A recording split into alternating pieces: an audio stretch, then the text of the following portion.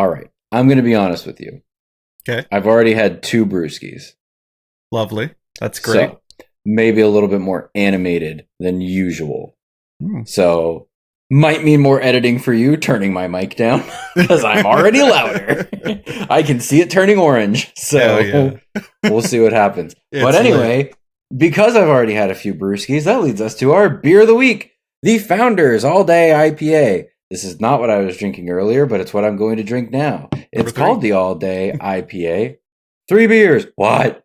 Because it is only 4.5%, so you can drink them all day and only be a bit drunk. What? To be fair. What? Honestly, I tweeted and deleted last weekend when we had our fire because I drank approximately 10 beers. And I woke up the next morning and I saw I had tweeted at some point late, 10 beers. What? 10 beers. So I didn't think that needed to be on my permanent Twitter record. So I deleted it. Ladies and gentlemen, you are about to witness the world's #1 wrestling podcast. Let me pod to you. Yeah. Anyway, welcome to Let Me Pod to You. I'm Jacob. You can block me on Twitter at WeHateJacob. I refuse to call it X. It's going to remain being called Twitter. I'm here with my co-host Demetri. Insightful as always. You can find him on Twitter at Demetri Talks. Demetri, how'd you feel about the wrestling this week? We briefly talked about it before the show, but it was a very not interesting week of wrestling. It felt like nothing really of note really happened. Just kind of coasting by. It typically happens when we get close to pay-per-views, but this was definitely glaringly like, bleh. I had to really try hard to get through Raw. No, it was rough. Like there were 4 wrestling shows in between the last time we recorded and now. There's nothing of note, really, which we will come to in this podcast. So thank you for being here. Listen to the whole thing anyway, because there's some interesting stuff. Talk a bit of non-wrestling, but hey, what are you going to do? Our format here is Demetri's Top of the Mid, headlines, stock rising, stock falling. These can be specific wrestlers, storylines, etc. to kick off a conversation. But Demetri, we have an alum of the Top of the Mid that's back as a guest speaker. Yeah, sort of, kind of. It's hard for me to keep him out of there.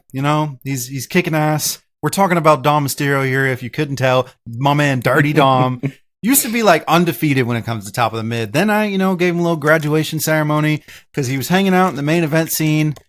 But here he is again, kind of hanging out in the mid card. Not a bad thing. He's doing a great job, actually. One thing I wanted to mention here, I was sitting, doing my duties. Let's just say in the bathroom, okay? Doing my duties in the bathroom, and all right, yeah.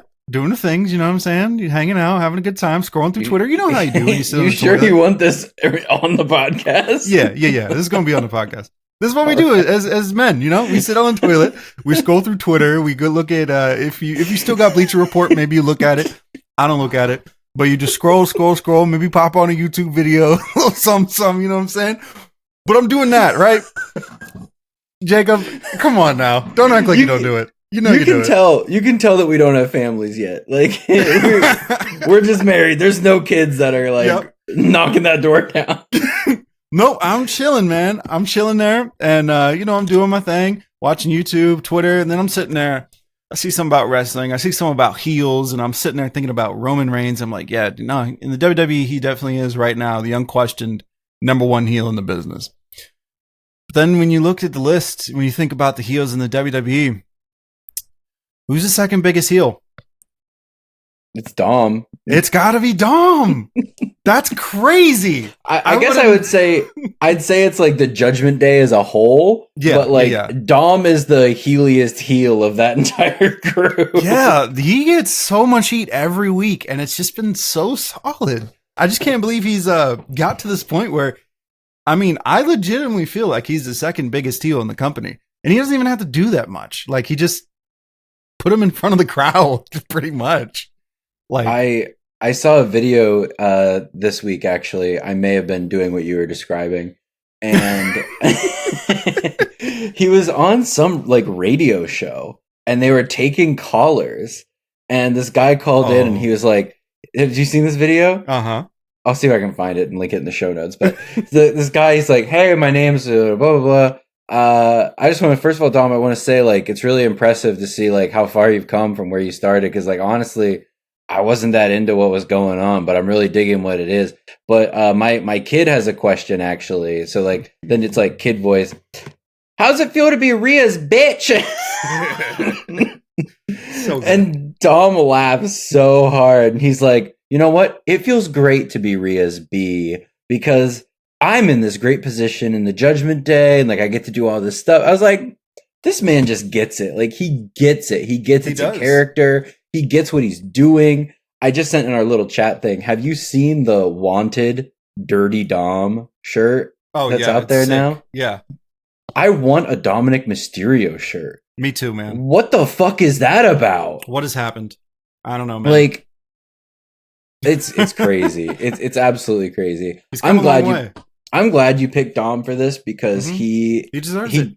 He definitely deserves it. He has the mid-card belt on NXT and he's acting like it is Roman Reigns' Universal WWE Championship. Like, and that's some great mid-card material. I fucking love this shit. It's so good. And I knew as soon as we talked about him possibly winning the title, I'm like, oh, I'm gonna need him to win that because he is talking some shit. I knew this is where it was gonna go, and I love it so much. It's really good. And we have a joint headline this week. We're gonna talk about what's coming up for SummerSlam so far, and I've got the card here. And the only other thing that I think will probably be made official on Raw next week on the Go Home show will be Rhea Ripley and Raquel Rodriguez for the Women's World Championship. We've got Ronda Rousey and Shayna Baszler. I'm honestly losing interest in this one.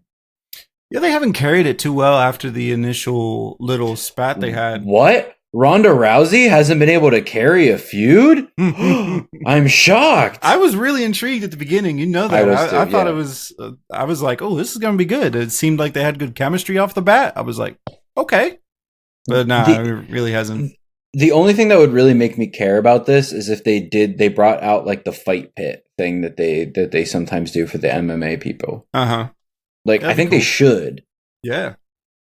They won't. Logan Paul and Ricochet. I don't care. Spot Fest.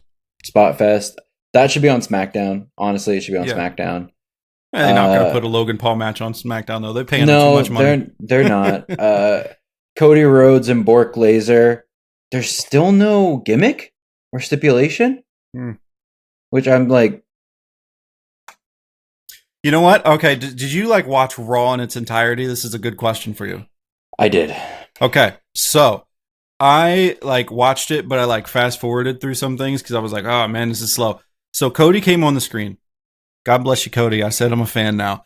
But he came on the screen and I was like, all right, bro, this promo is definitely going to be like, oh, I'm a fighter, blah, blah, blah. I fully tuned out of his promo. He was sucking and jerking and Gluck 9000ing Brock's dick for that entire promo, and I just did not care.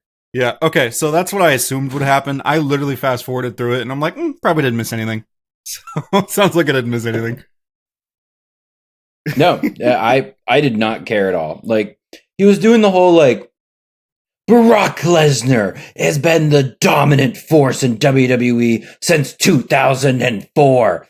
Brock Lesnar, he left WWE and in 4 fights in the UFC was a world champion. Brock Lesnar, he never played football, and within one training camp, he was signed to, I don't know, was it the Vikings? Yeah, the Vikings. To the Minnesota Vikings. And then Brock Lesnar comes back to WWE after all of this and dominates for a second time. And Brock, I'm going to dominate you at SummerSlam. I was like, okay, all right, cool. All right, that's pretty much what I imagined. And I just wanted to say, dude, you got his cadence down like a sucking science, dude. That was good. Like, you got his cadence, like, down pat, for real. I've watched a lot of Cody Rhodes. Damn. So, yeah, I think a gimmick needs to be attached to this at this point. Like, I don't... Like, what is it? Like, 4 F5s, Cody is the first person to kick out, and Cody cuts him Like I don't know. I don't know. Not working for me. I just want something to make it just spice it up, put a little seasoning on this. I'm sure it'll be a good match, you know. Yeah, it will be. This keeps happening with WWE pay-per-views. Like I look at the card and I'm like, meh. And then like the pay-per-view happens and I'm like, holy shit, that was actually really good. Yeah. It's like they keep our expectations low so they can blow them out of the water. It's like the opposite of what AEW does for their pay-per-views, where like the card is like stacked and it's like, holy shit, these are going to be fucking bangers. And then like the first 3 matches, I'm like, I could have done without that. And then the like given Chris Jericho match, I'm like, why is this man on the pay-per-view? He's 96 years old. When I think of AEW and expectations, I just think of Tony Khan going, I have a huge announcement next week. There will be no women on the card. We'll get there later. Week he's like, all right, my announcement was that I have a huge announcement for next week. That's what it feels like it is. But it's like he's like this the whole time though. I have a huge snowman. This is you said it, not me. This is an unhinged podcast. I'm so sorry, listener. I love it. This is great. All right, Intercontinental Championship, Gunther and Drew McIntyre. I think Gunther's going to retain. I really have a fear that it's going to push Drew McIntyre to be with Riddle. Oh, please no. I think you're right. Gunther's going to retain, but I do think Drew eventually is going to get the belt off him. I think Drew's going to be the guy when it comes down to it, but I don't think it's going to be at this pay-per-view. Yeah, I'm with you on that. That'll be a really good match. So that's one of them absolutely. That I'm like, card and match. I'm like, yes, I want to see this. Mm-hmm. Seth freaking Rollins and Finn Balor for the World Heavyweight Championship. Storyline, it makes sense. I just don't really care. I think at the end of the night, no matter what, Seth Rollins doesn't have the belt. I don't know if Finn wins it from him or if Damian cashes in, but I think that at the end of the night, Seth Rollins does not have his belt. I'd say that is a good thought to have. I would probably agree with you. I got some good fantasy booking later I'm going to share. I got all the notes on my phone, so you have no idea what I'm going to say because I didn't put it in the notes. Oh, hell yeah. What? Women's Championship, Asuka, Bianca Belair, and Charlotte Flair. I don't know where that one's going to go. I think it'll be good, though. We'll preview it a little bit more Asuka's got to next week. I think Asuka's got to win because... first of all, Asuka's a legend. Not that Charlotte isn't, but Asuka's a legend. Okay, and I definitely think they want eventually to have a Io and Asuka match. And I think Io. I don't think Io's like a slimy. Maybe she is a slimy heel cashing because they did fake it like a billion times. But I do think eventually it's going to end up with the Asuka and Io rivalry. I think Io's more of a heel just based on the proximity to Bayley. Yes. And less what her character is or how she's necessarily behaving. She doesn't seem very heely just alone, but because she's in damage control with Bayley and Bayley's always like, do this! She's like, all right, bet. But the main event, as always, is the Bloodline Cinematic Universe with Tribal Combat confirmed. This is going to basically be a no rules, aka no holds barred kind of match. I think they're probably going to decorate the ring a little bit tribal, like it's going to be like a tribal tattoo on the ring or something. Roman is not just putting his title, but his tribal chiefhood on the line. I thought the segment on SmackDown was probably the most captivating part of wrestling this week. It felt very real, felt very powerful. And honestly, like when Roman and Jay, like they shook hands and then put their heads together, I was like, oh shit, this is not just a match. This is like for control of the blood. Like that's when it really hit me. But I'm really interested in this match. It deserves to be the main event. They're going to call it a triple main event. It's not. That's the main event. Yeah, just bloodline shit, man. They're killing it every week. It feels like like you said, that was the most interesting, captivating segment of the week. I feel like that is literally every week they do something. It's like, Wow, did you see that Bloodline segment? That was crazy when Jay did X, Y, and Z. Did you see what Roman said? Did you see how Solo reacted? Did you see that funny shit that Paul Heyman said? Yeah. Every week. It's great.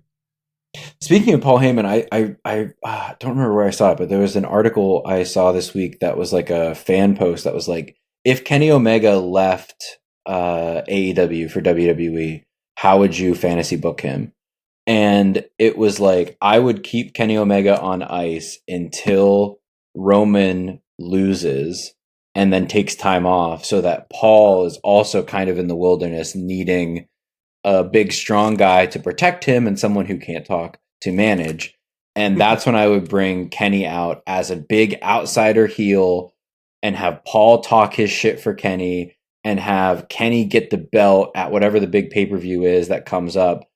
Either the Roman's old belt or the new World Heavyweight Championship, whichever one, and have him heal it up for like a year and basically feed him baby faces that want to save the company from this outsider. I was like, that would be really cool. That would be I think Paul Heyman would kill that too. Yeah, outsider storylines specifically always, for me, seem to do pretty well, except for that one you were telling me about in AEW with, Paige and them, or who? Saraya, whatever. I never say her name right. The Brits are going to come call me a wrestling fan. God damn. Well, you don't watch AEW, so. I do follow her on Twitter, though. You would think I know how to say her name right. Sorry about it. That's all right. I mean, I think where they went wrong there is they literally called the group the Outsiders. Yeah. Hey, look at us. We're outsiders. So yeah, it's something. But yeah, main event's going to be good. I feel like this is going to be a pretty short and sweet. Stocks rising. Oh yeah, I wanted to bring it back up again. Who's going up first? The Judgment Day. Whole gang. They're killing it. So I just wanted to bring it up again because I have this really great idea that I threw together. The wheels were turning today, like I said, and I was just sitting there fantasy booking dumb. So this is a little much. This is definitely not what's going to happen because this is kind of crazy. All right. This is true fantasy, Demetri fantasy booking hat on. Okay. So I didn't realize it was a Panthers hat. You're damn right. See, this is how you know I'm being unrealistic.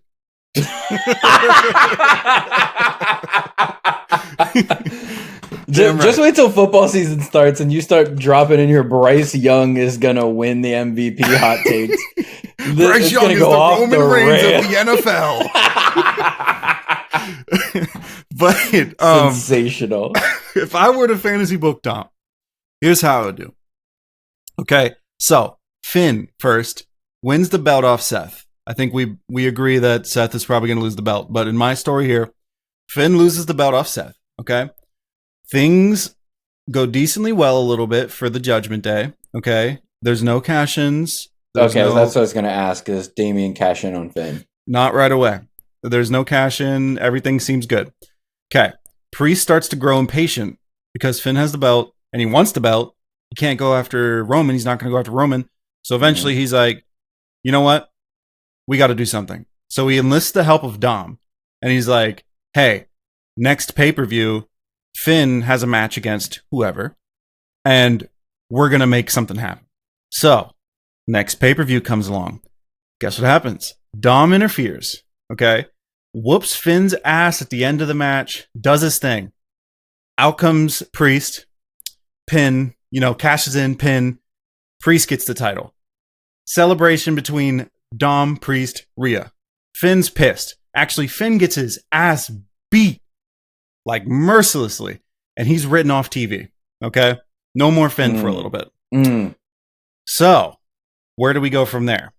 Well, in the following weeks, Priest is happy as hell. Dom starts to brag. He's on TV every week. He's saying, I'm the real World Heavyweight Champion. I'm the reason he won that belt. Look at me. We're so good. And that annoys the shit out of Priest because Priest won the belt, not Dom. So Dom's out here bragging, doing his thing. That's real into his character. That's what he would do. Is Dom still holding the North American title at this time? I'm not sure. I haven't thought that deep yet. Okay, But fair enough. This is my fantasy here. So that rubs Priest the wrong way. Eventually, obviously, they end up feuding, getting a little angry at each other, and they decide to settle it with a match. Priest is like, "All right, you want to be champion so bad? Fine, I'll give you a match." They go out to have a contract signing, typical WWE fashion. Oh yeah, Priest and Dom, they're about to sign the contract. Let's see what we got here. Then, during the contract signing, out comes Finn, the new babyface. Crowd goes wild because Finn's back and he wants a shot. Okay? He demands another opportunity. Out comes Adam Pearce, of course. Makes it an official triple threat match. It is official. Yeah. We're making it an official triple threat match. Finn's got unsolved business. He lost the title unfairly. Dom wants his title shot because he feel like he won Priest the title, and Priest is just fucking annoyed. So we get that triple threat match. During the match, whatever happens, Dom's getting his ass beat. There's only one way this can go.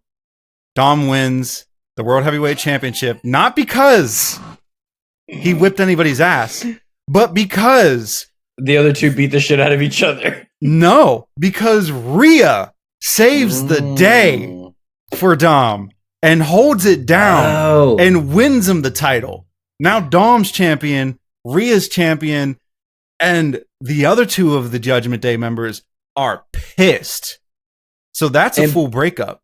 But because it's a triple threat, there's no DQ if Rhea interferes too. Mm-hmm. Anything will go. Mm-hmm. Ooh. Okay. And then there's just a little ending here. So where could that go? I think it could go a really interesting place. After that triple threat, we get Dom with the title. Dominic Mysterio main events. WrestleMania. No. But obviously Finn and Priest are pissed. So Finn and Priest decide to put aside their differences and they want to beat the shit out of Dom. Where do we go from here? Rhea's first intergender match. Dom and Rhea versus Priest and Finn.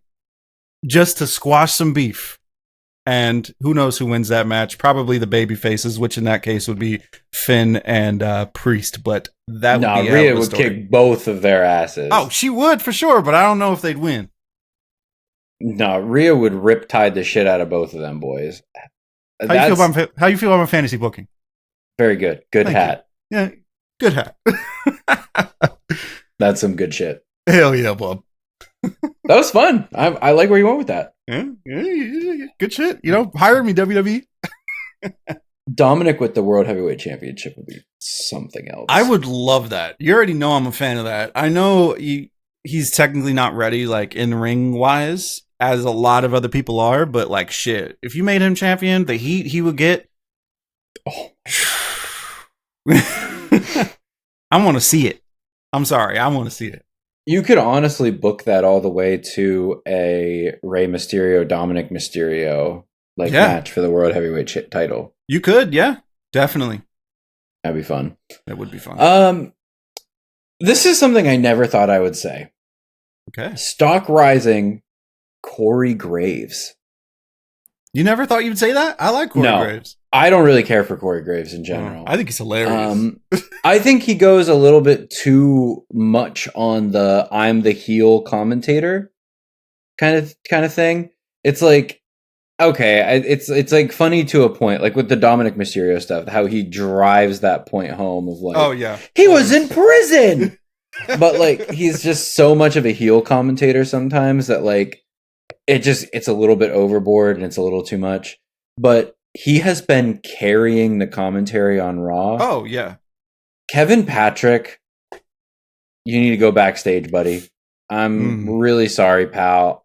I've heard you commentate the soccer on Apple TV for MLS. You're pretty good at that. You get your emotions right on that. You don't have to manufacture it because it's, you don't have to act. Man.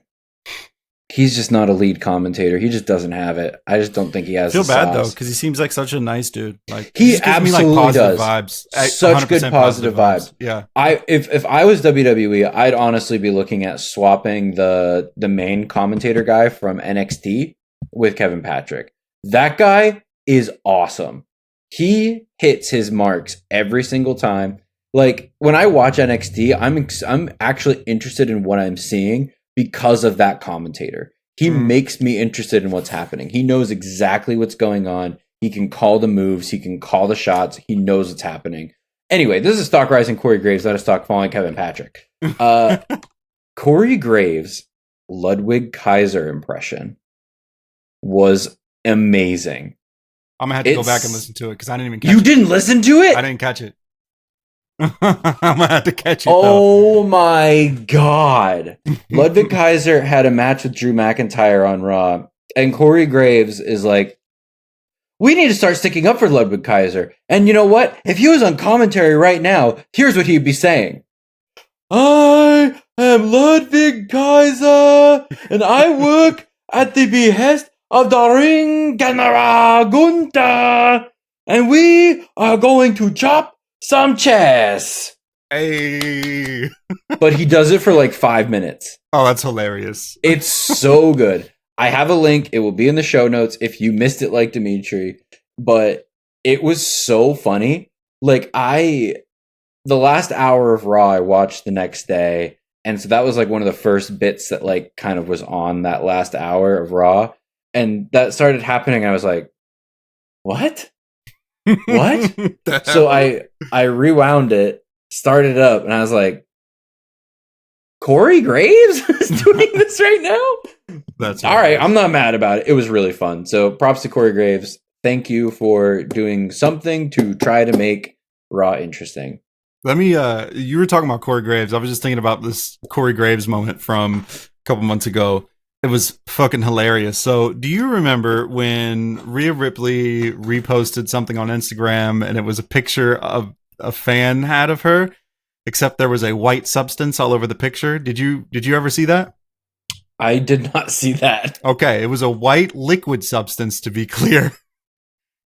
Lotion. Yeah, lotion. We'll say that, okay? So clearly this guy was up to something mischievous, and Rhea didn't notice at first. She did delete it afterwards, but she like reposted it on IG in her stories. Okay, I was going to say, like, what's she doing? Yeah. So she reposted it, kind of embarrassing, but kind of like, ooh, whoever did that is nasty. Nasty. But anyways, this is just a really funny moment that happened on Raw. Rhea's coming out, and out of nowhere, Corey Graves goes, "Hey, Kevin, I saw that weird picture you sent Rhea on Instagram. She reposted it." No! He's like, "What's that about?" Which is really funny because if you know, you know. But like, oh my god! Yeah, it's really funny, man. Corey just every now and then he has just something that's like crazy, like out of left field that you're like, bruh, did you just say that? I mean, he's definitely plugged into what's happening. Yeah, that shit was hilarious, man. Oh my goodness. No, I did not see or catch any of that. I was probably like, what is he going on about right now? Yeah, that's what picture? So funny. I don't know if you caught this on Raw this week, but there was someone who was holding a sign in like floor seating that said Diarrhea Ripley, and it was right on the left side of the camera while Rhea was cutting a promo. Oh damn. It was right like her head right here, Diarrhea Ripley. And I was That's like, perfect. Diabolical. Anyway, who else is going up? Oh, the LA Night train doesn't stop, y'all. Okay. Yeah. Yeah. They're trying to make it stop. People on the internet, wrestling community gets so mad when something doesn't happen right away. I love LA Knight. Let's not worry about this. All right. The train doesn't stop. He's still just as hot as he was before. He doesn't have to get everything all at once. It's okay. I know he's limited on time, but like Bobby Lashley got to shine like mad late into his career. Okay. It can happen. It's fine. Let it be. We still love LA Knight. I just wanted this to be like a public service announcement that the LA Knight train obviously hasn't stopped. He's obviously still hot. Let Triple H cook and do his thing. We'll get it eventually. Let it play out. Let's dive into this a little bit too. So I was very disappointed on SmackDown when LA Knight did not win that match. I was convinced he would, which is why he wouldn't win it. Like, that's why you do this. You swerve. Exactly. And like, there's something about giving the fans, the crowd, what they want to see, but there's also about writing a good story. Exactly. And I think maybe we talked about this a few weeks ago. The rumor of an LWO split or turning Santos Escobar heel, and that's interesting. Yes. So this week on SmackDown, we're going to have Santos Escobar and Rey Mysterio one-on-one for the shot at Austin Theory's United States title. If Santos Escobar wins, where does that leave Rey Mysterio? Is he still happy, mentoring this group? Probably, because he's, seeing his mentee, getting the places he wants to get him to go. If Rey Mysterio wins, is Santos Escobar still going to be so like, I'm so happy to learn under Rey. I'm so happy we have him. It's so good to have a lucha legend, working with us. Or is that going to be the jumping off point of, Rey, you're not doing anything for me. You're not getting me where I wanted to be. We linked up because I thought I could learn from you and I thought I could get where I'm supposed to be. I am the god of lucha libre. What are you doing for me? And I think that can be an interesting storyline, whether or not Rey Mysterio or Santos Escobar wins the United States title. Do you want to continue to have Santos as a babyface, continue to have the LWO as a faction of babyfaces, or is it time to turn them heel? Is it time to start a program with Rey and Santos for control of the LWO, for the heart of the LWO, or is it just going to be same old, same old? I think there's some interesting stuff that can happen with this booking decision outside of, yes, LA Knight should be winning the United States title. Absolutely, totally agree. Everything happens for a reason, especially in WWE. Things don't just happen randomly, unless Vince McMahon's around. Sometimes people pop up and random things happen. But for the most part, there's a plan. And there's something in place. There's a story we're trying to get to. There's an angle we're trying to get to. There's a relationship we're trying to further or crumble, And it's just like, I don't like to get too worried about, like, obviously I'm a big LA Knight fan. I don't like to get too worried about, like, him taking an L because, like you said, we got all this other stuff going on. We got these interesting things going on with these other wrestlers. That's a great storyline in itself. LA Knight will get his time, and who knows? LA Knight could come back around and win the US title later. It's fine. We're golden. The other thing that I'm keeping in mind with this, the United States title is not going to be on SummerSlam. It's not going to be on the pay-per-view. That match is going to be on SmackDown the night before.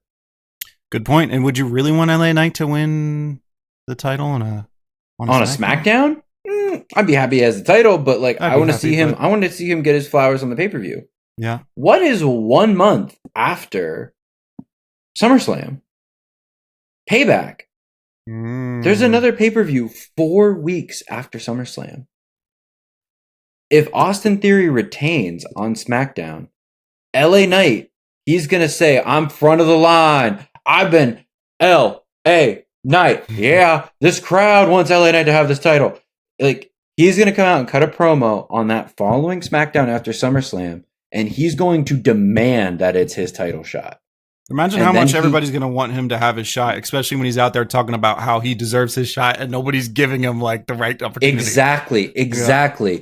This gives you that chance to turn him babyface. Like, everyone's working against me. I'm not getting my shot. I've worked hard. I've done what I'm supposed to do. And then you have the LA Knight work that program with Theory into Payback, and there's a pay-per-view that you can put the United States title on. Roman's not wrestling on Payback.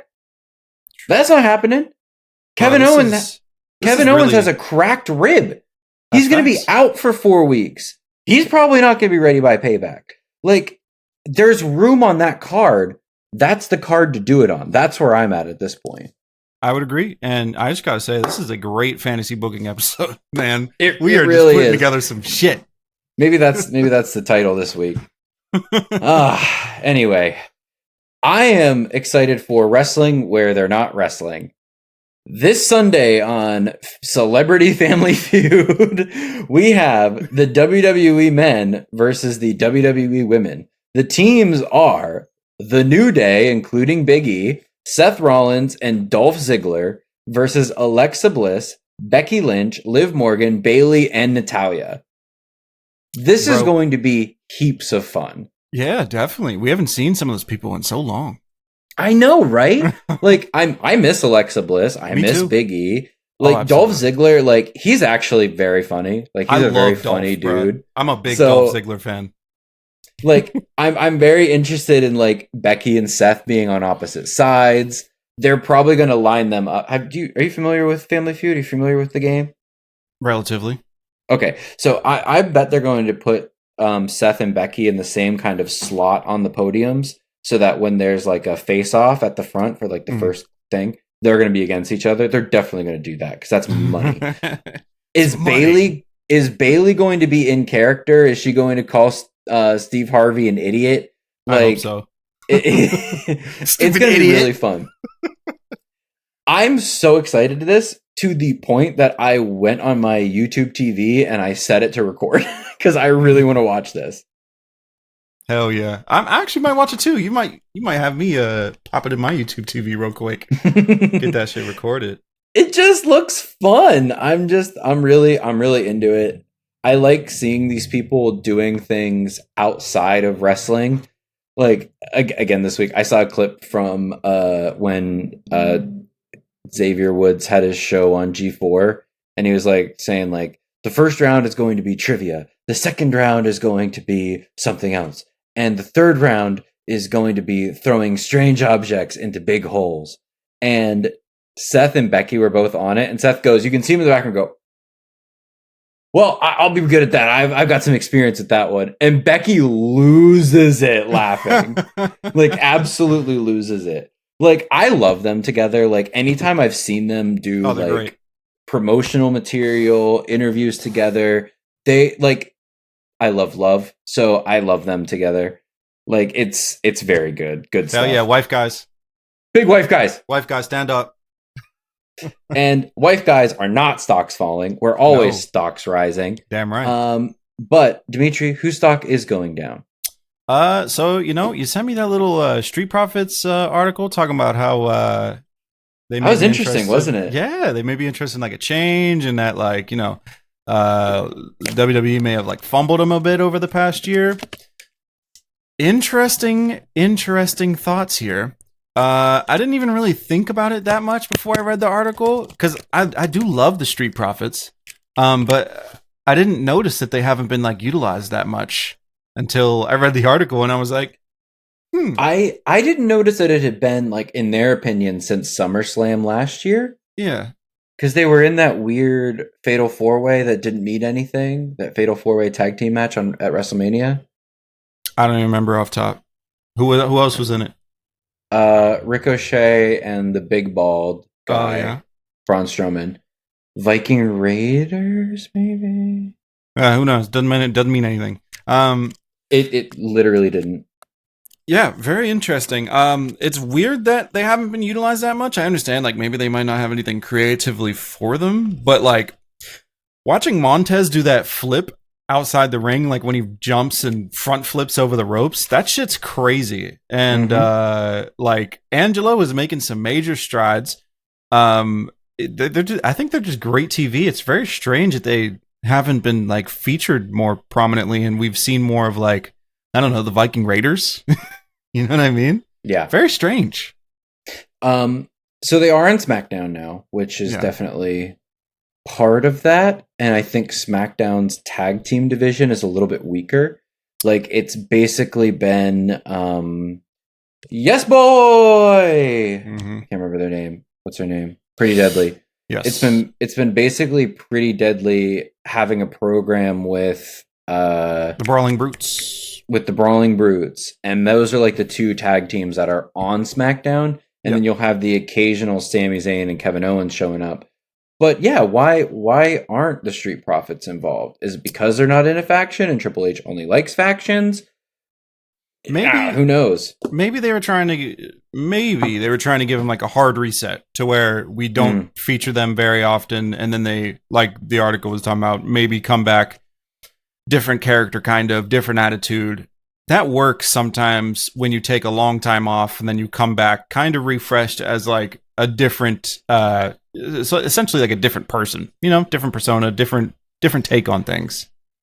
Kind of, maybe we'll dive into this a little bit more next week, but kind of looking back at that triple threat for the women's title on SmackDown with Bianca Belair, if she doesn't come out with it, and if Bobby Lashley is putting together like a new Hurt Business and he's recruiting the Street Profits and they're going to be a heel group, I would be really interested in seeing heel Bianca Belair with heel Street Profits and big bad heel Bobby Lashley. Yeah, that'd be good. I think that would be really interesting for SmackDown in general. And who knows where the Bloodline story is going to go, but like Bobby and Roman, I could see a program there too. There's definitely some room.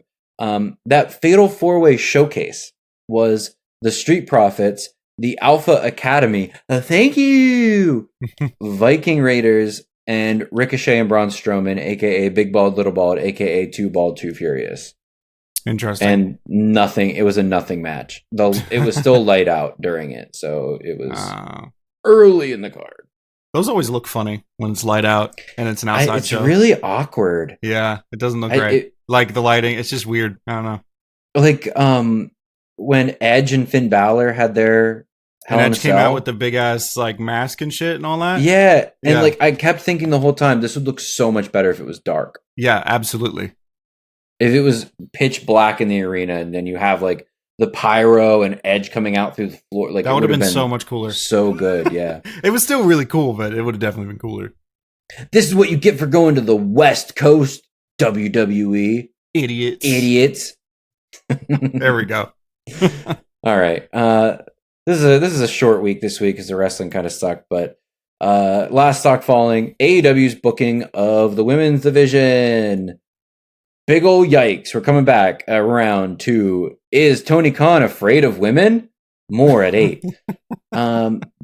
Dynamite last week had a women's match before Blood and Guts with Britt Baker and some enhancement talent in Boston. That was a less than 5-minute squash match on television. Wow. A lot of people were really upset, understandably, that you couldn't even book a real women's match for a premiere episode of Dynamite, Blood and Guts, where you're going to get lots of people tuning in. And you book a 5-minute squash for Britt Baker against Enhancement? Okay. Strange. Dynamite this week. Well, after Collision, Taya Valkyrie, the current AAA Women's Champion, had a match with Sky Blue, who, by the way, Sky Blue is coming for Gigi Dolan's title, by the way, Demetri. Should start watching AEW. So Taya after the match, and I always hate these promos that happen after a match happens because like the wrestlers are out of breath and they're like, Britt Baker, and it's one of those kind of things. I hate it. It's so uncomfortable. But she called out Britt and was like, I'm challenging you because I'm trying to get back to the top of the food chain. And I challenge you on Dynamite. See if you can beat someone who's not Enhancement. And Taya Valkyrie's got a 9-5 record since she showed up in AEW doing some stuff. All of those wins are against nobody who has held a title. All of her losses are against former world champions or current title holders. So she is in the Drew McIntyre washing machine of good challenger, can't finish it. I know you don't agree with me. It's okay. So I was sitting in there in pain. I know like, you're like God damn it. I picked the wrong person to put. Leave him alone for you. You love your hairy man. Damn right. But this week, so on Dynamite, Britt and Taya had a match that was about 9 minutes, and it was basically a do all of your moves. Okay, all of the moves were done. Britt hits her submission finisher. Taya taps. Only women's match of the night. 9 minutes of a 2-hour show. Right after it finished, the camera lingered on a sign in the crowd that said, "Book the women's division better." That's hilarious. Because it was definitely like a direction, like, when the match ends, give us some crowd reaction shot.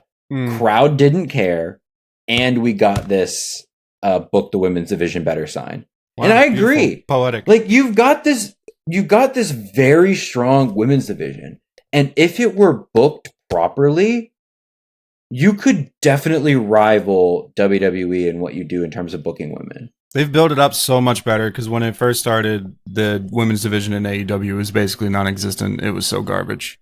But you've got it's good so now. much talent. There's a lot of talent there, yeah. Like, I get you're not going to have your women's world title on TV every week with a match, but your women's world title holder should at least be showing up on TV every week. There shouldn't be between your 5 hours of television the same that WWE has in terms of, your top end of your brand. Your women's world title holder should be showing up at least once. WWE gets both of their women's title holders on each of their shows every week. It's not that hard, Tony Khan. You have 2 women's titles. You have a top card and a mid card. And you're getting one of them a week on TV. It's not good enough. Damn it, Snowman. Damn it, Snowman. What are you doing, man?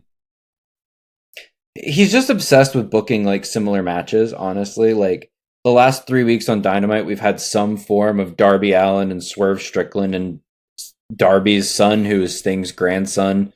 I can't remember the kid's name. He's 18. And then like Swerve is now like stealing some of Darby's friend. It's just been like rebooking and rebooking and rebooking and rebooking and rebooking and rebooking. I hate when wrestling feels like that. Until you get to a pay-per-view where then they're going to have their blow off there, but we're another month away from the payper-view, so we're going to rebook and rebook and rebook and rebook until we get to that pay-per-view. And keep like, it's not interesting. Yuck. It's been a bad week. Yike. And this has been a great podcast. Thank you for listening. Just kidding. Demetri, do you have any other thoughts after this week of wrestling? So we've been on the fantasy booking topic, and I thought of one that I've seen on the interwebs a little bit. Speaking of LA Knight, I don't know if it's like a rumor or like if it's just something people want, but I've seen some interest in like another Stone Cold return match versus LA Knight, and even if it's not a match, even if it's just like a promo with LA Knight, that would do so many numbers because you would absolutely get the what. Yeah, what? Yeah, what? And that is gold right there, bro. That is absolute gold. You'd get the crowd doing it and those two doing it. All you need them is standing in the ring saying yeah and what. And like that would do dumb numbers. Wrestling is stupid. That's gonna be a WrestleMania moment, baby. Yeah, what? Yeah, what? What? That would be ridiculous. So, can you imagine if LA Knight came out in jean shorts and 2 knee braces? Oh my god, LA Knight could pull it off too, acting like Stone Cold coming out. That would be hilarious. I can just imagine his face right now when he grabs the mic, like. Oh shit. My god, that would be so good. Yeah. WWE, give me a LA Knight Stone Cold segment, please. That would be good as fuck. This is the fantasy booking episode. We're booking better than the big boys. Thank you all for listening. You can follow us on Twitter and TikTok and the YouTubes and the threads and wherever you find your social media content at Let Me Pod To Ya. You can follow Demetri at Demetri Talks. You can find me if you want at We Hate Jacob. That's hate with an 8. Please give us a review on your chosen podcast platform. like, comment, subscribe on the YouTubes. If you leave us a review, we'll read it if we can find it. Have a great week, everybody. I hope it's better than the wrestling.